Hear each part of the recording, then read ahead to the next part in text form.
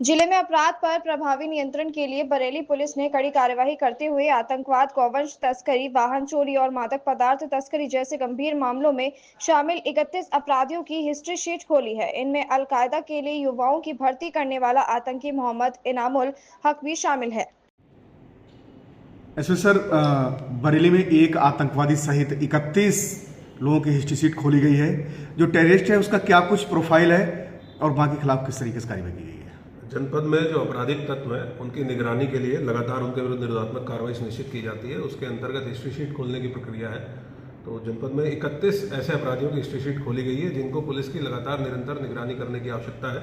इनमें 27 अपराधी गोकशी और गो तस्करी के हैं, 2 एनडीपीएस के हैं, एक वाहन चोरी का अपराधी है और एक अपराधी है मोहम्मद इनामुल हक जो किला थाना का निवासी है, जिसका आतंकवादी संगठनों से जुड़ने के संबंध में एफआईआर पंजीकृत हुई थी एटीएस के द्वारा और माननीय एटीएस न्यायालय के द्वारा इसको 10 वर्ष की सजा भी हुई थी। ये जब गिरफ्तार हुआ था तो आतंकवादी संगठनों से जुड़ने और अन्य लोगों को जोड़ने के कार्य के आरोप इसके ऊपर थे।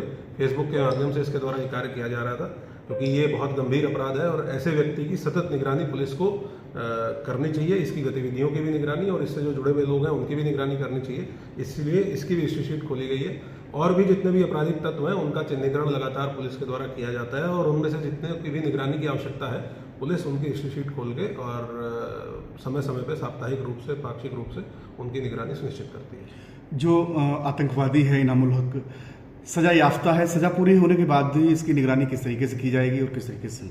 हिस्ट्री शीटरों की निगरानी के पुलिस के पास कई सारे उनका जो मैनुअल सर्विलांस है, हर तरीके की सर्विलांस का पुलिस के तरीके हैं और उसमें पुलिस रेगुलेशन के अंतर्गत बहुत सारे प्राविधान हैं कि किस तरीके से हिस्ट्री शीटरों के जो ठिकाने हैं उनका, उनके मूवमेंट का, उनके जो सहयोगी हैं या उनके लिए जो सहानुभूति रखते हैं उनकी निगरानी कैसे की जाए और उनके विरुद्ध क्या कार्रवाई की जाए। तो एक बार जब हिस्ट्री शीट खुल जाती है तो परमानेंट पुलिस की निगरानी के जद में व्यक्ति आ जाता है। तो जो भी इस तरह के अपराधी हैं, जैसे कि एक आतंकवादी है और इसके द्वारा बहुत गंभीर अपराध कारित किया गया था, तो अब ये परमानेंट निगरानी में पुलिस की रहेगा।